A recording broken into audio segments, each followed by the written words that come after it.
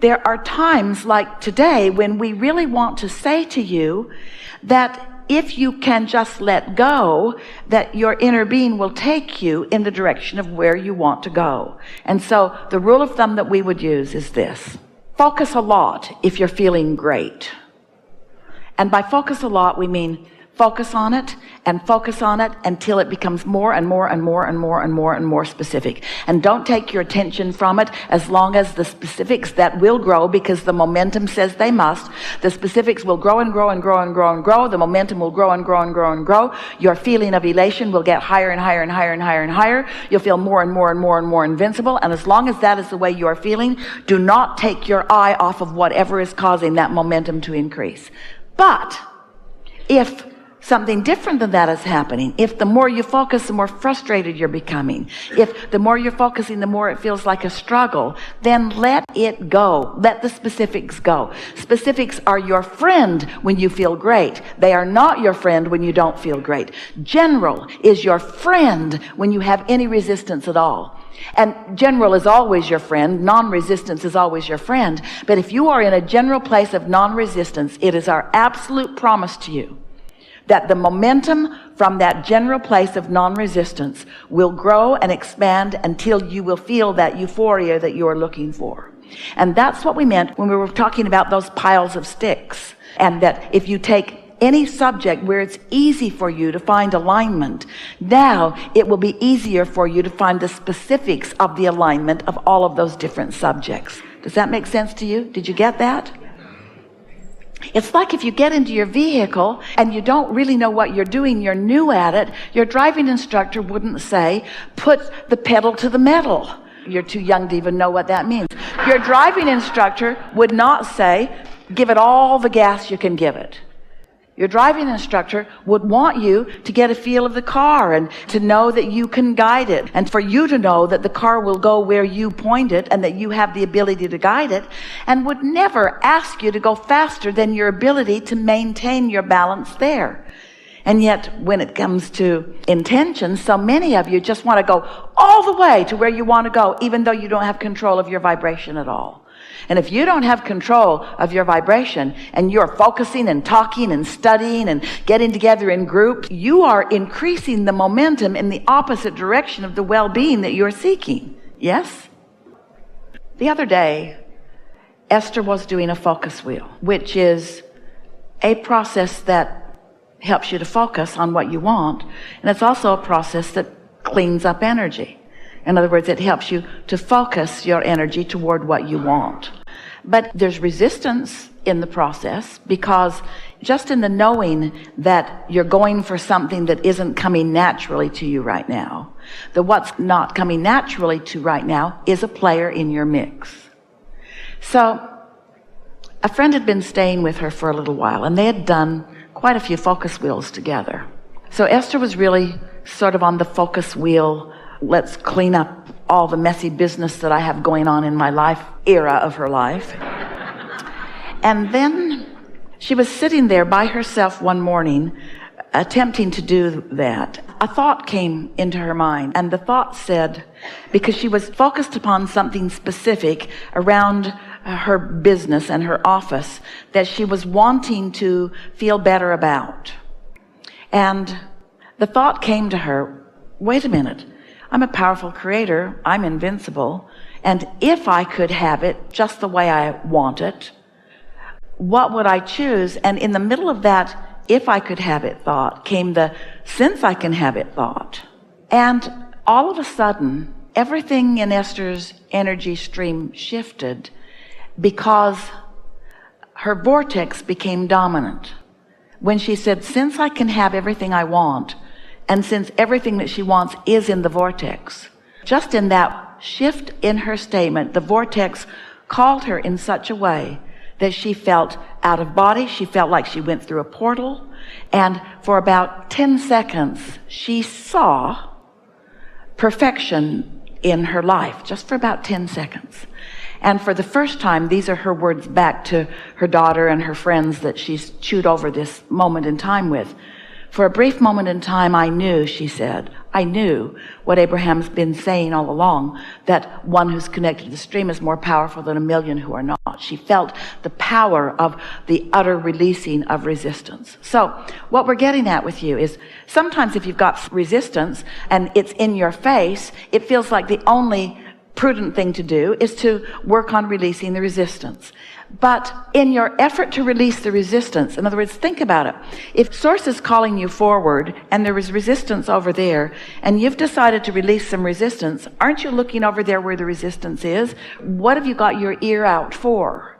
And so even though we've done lots of focus wheels with lots of people and we really respect the shifting in energy that so many of you do with it, what we want to say is, this is the discussion that's the difference between whether to be a deliberate creator or be an allower. And you've been a deliberate creator. Life has caused you to be a deliberate creator. You have put into your vortex everything that you want. Core desires are there. And because they've been over there, and your inner being's been there, who is you also, and because the law of attraction is responding to your inner beings, can you see that the cooperative components have all been gathered to the intentions and desires that you've given birth to?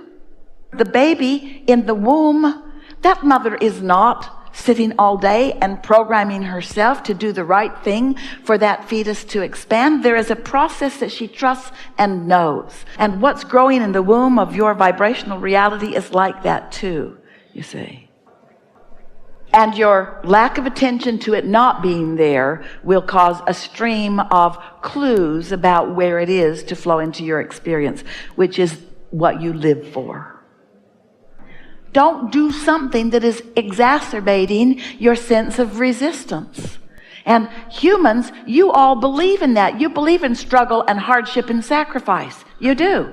And we don't deny that you can eke out a really crappy, mediocre life through effort. And we know that you like to compare yourselves up against all the other crappy, mediocre lives and say, well, my crappy, mediocre life is less crappy and less mediocre than yours. And we say, that's not a lot to crow about. If we were standing in your physical shoes, we'd be reaching for the stars. We'd be reaching for euphoria. We'd be reaching for clarity and fulfillment and upliftment and enthusiasm about life. You're supposed to really love this life. And if you don't, your approach has been a little skewed. And your approach has been, in most cases, guided by others who think they would benefit by you doing something for them. So they've convinced you through long lists of rules, religious and secular, that these are the things that you need to do to be a good citizen. And if they were really deep in the understanding of what they mean, they'd be saying, you need to do this so that I will feel better. And they are the first ones to tell you, don't you dare be selfish. Which is ironic, because what they mean is, don't follow your selfish instincts, follow mine, where your inner being is just knowing you and calling you to who your inner being knows that you really are, a lover, knows who you really are, a blessed deserver of magnificent things, and someone who's high on life, a fun-loving otter of the universe, who adores alignment and upliftment and new ideas to chew on. A wonderful mantra is, I'm going to find the best feeling thought that I can find. To have the sensitivity to know how you're feeling and the clarity to know that how you want to feel is good. And you don't do that. Often you're looking for the most interesting thought, or the thought that will stimulate the conversation under these conditions, or the most descriptive thought, the thought that justifies where you stand the most. But when you're really looking for the best feeling thought that you can find, it puts everything into proximity that will help you. We know that as we play with youth over time, and we're talking about the years that we've been flowing through Esther and the analogies that she has discovered that are vibrationally accurate to the vibration that we're offering. In other words, we're not whispering words into her ear. We're focusing vibrational intention. And because she's in sync with us, she's interpreting that vibrational intention into stories and things that she has lived and things that you might be able to pick up on and feel the resonance of for further understanding. So over time, over these years specifically, we'll talk about those because that's what's happening now. we say to you, you're the creator of your own reality. And at first you like that idea. Oh, I'm free to create my own reality. And then you step into that place of responsibility and you say, Hicks, I create my own reality. You're sort of bipolar about whether you even want to be the creator of your own reality. And then we look schizophrenic to you too, because we say, segment intend and be deliberate and think about what you want and script. And even we say daydream. And then sometimes we say, relax and put your feet in the water and meditate and just let it be. And you think, Abraham, what do you want from me? Do you want me to get really deliberate or do you want me to chill? And we say, you have to know where you are before the answer can be the right answer. If you're feeling great, don't chill, focus.